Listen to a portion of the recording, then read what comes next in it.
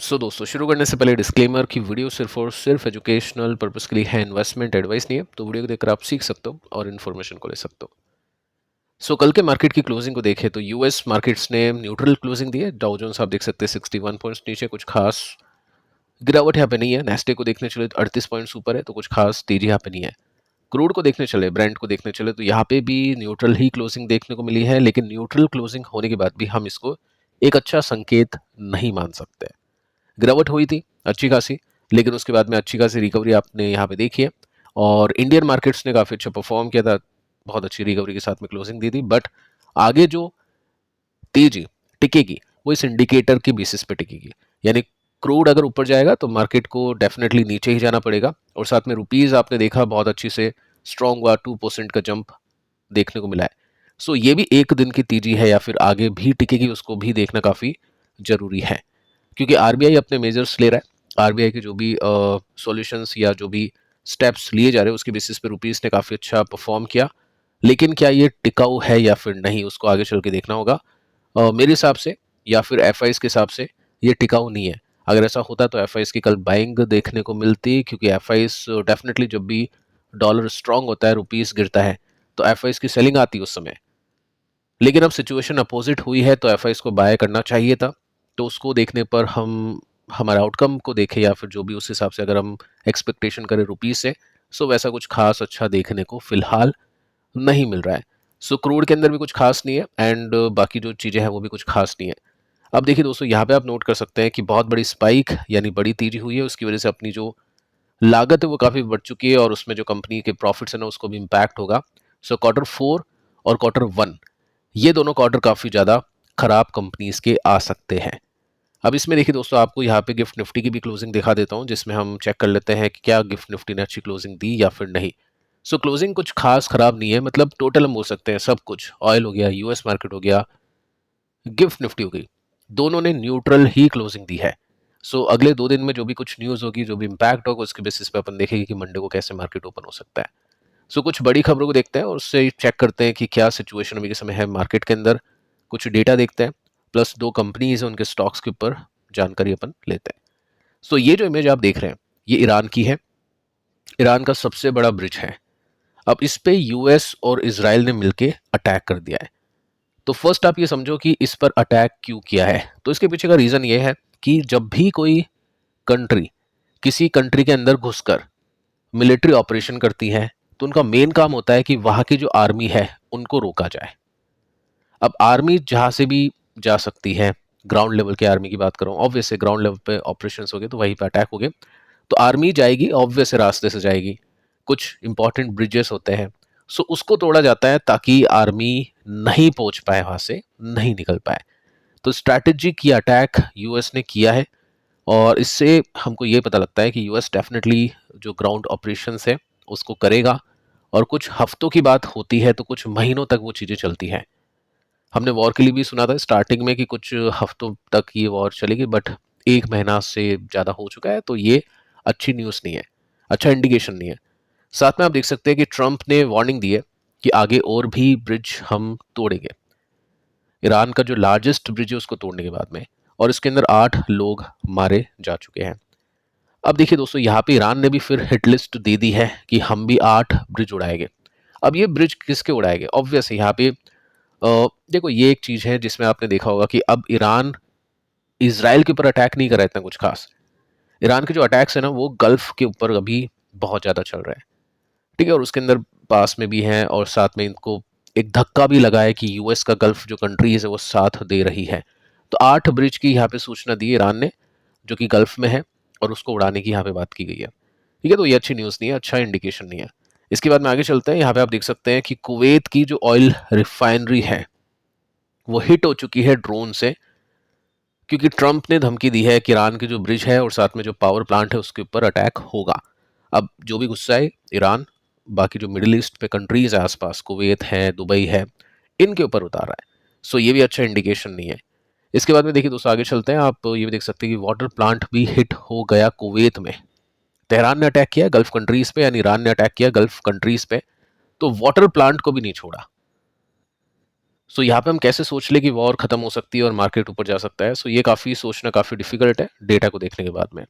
आगे चलते हैं। आप देख सकते हैं ईरान ने धमकी दी है एनवीडिया, एप्पल और जो बड़ी बड़ी टेक कंपनीज हैं, जाइंट्स हैं, इनके ऊपर अटैक करने की। और अटैक तो शुरू हो भी चुका है। यहाँ पे आप देख सकते हैं अमेजोन का जो क्लाउड बिजनेस है, जो डेटा सेंटर बिजनेस है, उसके ऊपर अटैक हुआ है और ये अटैक किया है ईरान ने। ठीक है, साथ में आप देख सकते हैं एक और न्यूज़ आ रही है जिसमें ईरान क्लेम कर रहा है कि हमने अटैक किया है दुबई में ओरेकल के डेटा सेंटर पर।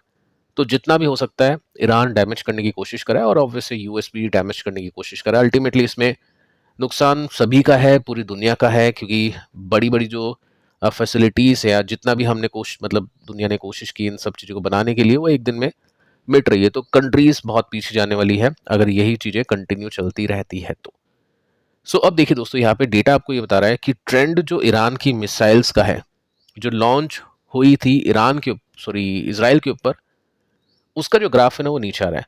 फर्स्ट डे ईरान ने इसराइल के ऊपर 90 मिसाइल्स लॉन्च की थी। उसके बाद में आप देख सकते हैं डे 2 पर 60 होती है और अभी लेट मार्च में काफ़ी नीचे हो गई।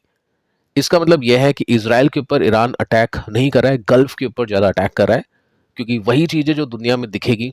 इसराइल के ऊपर तो अटैक होते रहते हैं, बहुत कॉमन है दोनों कंट्रीज़ के बीच में ये सब चीज़ें होना, लेकिन गल्फ के ऊपर ऐसी कुछ अटैक अभी तक हुए नहीं है। और सेफेस्ट कंट्री जो दुबई मानी जाती थी, उसके ऊपर भी काफ़ी अच्छा डैमेज किया है।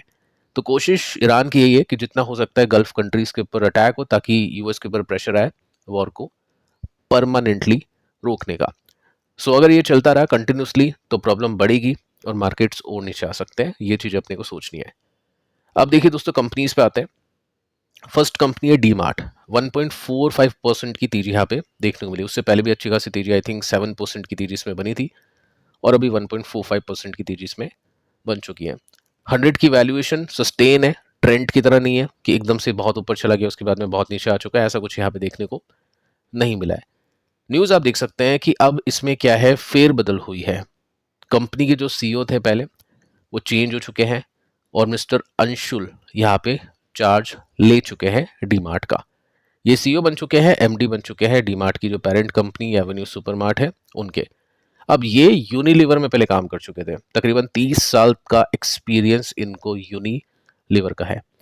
और साथ में आप देखोगे ना तो अभी के समय डीमार्ट काफ़ी चेंज भी हो रहा है। पहले अपन देखते थे कि महीने में एक स्टोर ओपन होता है, कभी दो होता है। ठीक है, यहाँ पे आपके सामने डेटा है जिसमें आप सिंपली नोट कर सकते हैं। ये डेटा है 31 मार्च 2026 का और उसी दिन एक ही दिन में कंपनी ने इन्फॉर्म किया है कि कंपनी ने टोटल 12 नए स्टोर्स ओपन कर दिए हैं। महाराष्ट्र में, साउथ में आप देख सकते हैं, यूपी में देख सकते हैं, हरियाणा, गुजरात, हर जगह पूरे भारत के अंदर यहाँ पे टोटल 12 स्टोर्स ओपन करने का जो अनाउंसमेंट है वो एक दिन में सुनने को मिला है। अब ऐसे करके हम देख रहे थे बहुत बारीकी से, 320, 330 ऐसे कुछ नंबर्स थे, बट अभी के समय बढ़ के एकदम से ये 500 हो चुके हैं। सो अगर यही ग्रोथ यहाँ पे रहती है तो डेफिनेटली काफ़ी अच्छा फ़ायदा होगा डीमार्ट को। और इसके स्टोर्स मैक्सिमम अभी भी खुद के, ऐसा नहीं कि लीज पे है लीज पे, बट अभी भी मैक्सिमम जो स्टोर्स इसके खुद के हैं, खुद के ओन करे हुए हैं। सो अच्छी न्यूज़ है डीमार्ट के इन्वेस्टर्स के लिए। सेकंड दोस्तों, हमने देखा कि स्टॉक ने यहाँ पे एक अच्छे बॉटम को फॉर्म किया। उसके बाद में हमने देखा कि यहाँ पे एक ब्रेकआउट मिला, वॉल्यूम भी काफ़ी अच्छे थे। ब्रेकआउट मिलने से पहले ही हमने इसके ऊपर बातचीत की थी मार्जिन ऑफ सेफ्टी की, जो कि बहुत सही था। यहाँ से आई थिंक सपोर्ट 8, 9 या 10% नीचे था, लेकिन ये जो गैप था ये काफ़ी अच्छा था, तकरीबन 30-35% का था, जो कि यहाँ पे गैप अब कम हो चुका है क्योंकि ब्रेकआउट के बाद में स्टॉक ने तेजी पकड़ी है। अभी भी 13% का गैप है इसका नियर रेसिस्टेंस का। हमने डिस्कशन इसलिए भी किया था क्योंकि पिछले क्वार्टर के अंदर कंपनी ने एक्सपेक्टेशंस को बीट किया था। यहाँ पे एक्सपेक्टेशन अब ये है कि क्वार्टर 4 में भी नंबर्स अच्छे आ सकते हैं, प्लस स्टोर्स बहुत अच्छी तरह से ओपन हो रहे हैं, तो ये काफ़ी पॉजिटिव है। प्लस ईरान और जो ये फाइट अभी चल रही है इसका सीधा इम्पैक्ट डीमार्ट को नहीं होगा, तो इसलिए यहाँ पे अच्छी खासी तेजी इसमें देखने को मिली और अभी भी जो कंपनी का स्टॉक है वो टेक्निकली काफ़ी स्ट्रांग हो चुका है। सो रिजल्ट से पहले की जो बेट है ट्रेडर की तरफ से वो यहाँ पे की जा रही है, सो उसको आप चेक कर सकते हैं। इसके बाद में सेकंड कंपनी है जिसके बारे में आप काफ़ी सारे क्वेश्चंस आते हैं। कंपनी का नाम है वीबीएल, जो कि भी इस समय बहुत अंडर परफॉर्म कर रहा है। स्टॉक की जो वैल्यूशन है वो 45 की हो चुकी है। पिछले क्वार्टर में नंबर्स मिस कर गए थे एक्सपेक्टेशंस को, तो इस क्वार्टर में भी कुछ खास एक्सपेक्टेशन है नहीं, लेकिन कुछ अनाउंसमेंट्स हैं जो मैं आपको बता देता हूँ। कंपनी ने, एक कंपनी है मतलब ट्विजा करके, आप देख सकते हैं $125 मिलियन की ये डील की है। तो क्वेश्चन ये बनता है कि अब कुछ डील्स का फर्क क्यों नहीं पड़ रहा है, क्योंकि अगर कंपनी कोई डील कर रही है तो ऑब्वियसली नए प्रोडक्ट्स के अंदर कंपनी आ रही है। तो स्टिंग के अंदर आई थी तो उसके अंदर इम्पैक्ट हो गया, यहाँ पे इम्पैक्ट क्यों नहीं? क्योंकि स्टिंग दोस्तों इंडिया में लॉन्च हुई थी और ये जो कंपनी है ना, ये साउथ अफ्रीका में है। तो कंपनी साउथ अफ्रीका के अंदर भी अपने मार्केट को बढ़ा रही है, और ये जो ड्रिंक है, ये जो कंपनी है, वो साउथ अफ्रीका के अंदर ही चलेगी, इंडिया के अंदर इसके कोई प्रोडक्ट्स आएंगे नहीं। सो ये एक पॉइंट है।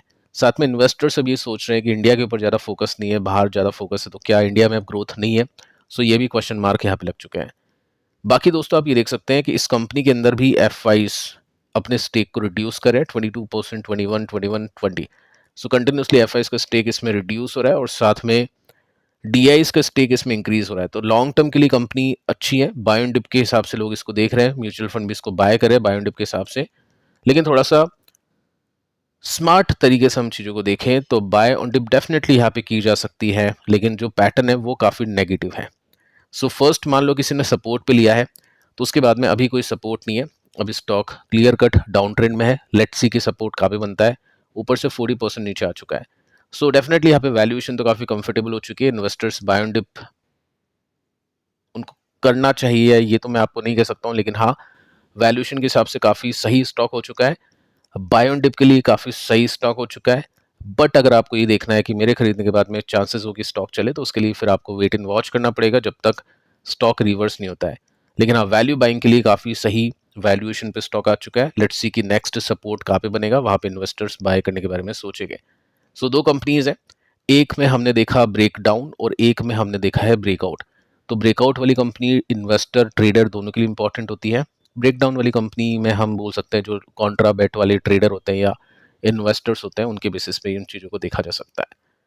तो फिलहाल दोस्तों इस वीडियो में इतना ही। पिछले 3 वीडियोस आप देख लेना जो मैंने आपको कल दिए थे, इनमें भी काफ़ी इंटरेस्टिंग इंपॉर्टेंट डेटा है। मिलते हैं नेक्स्ट वीडियो में, तब तक के लिए बाय बाय।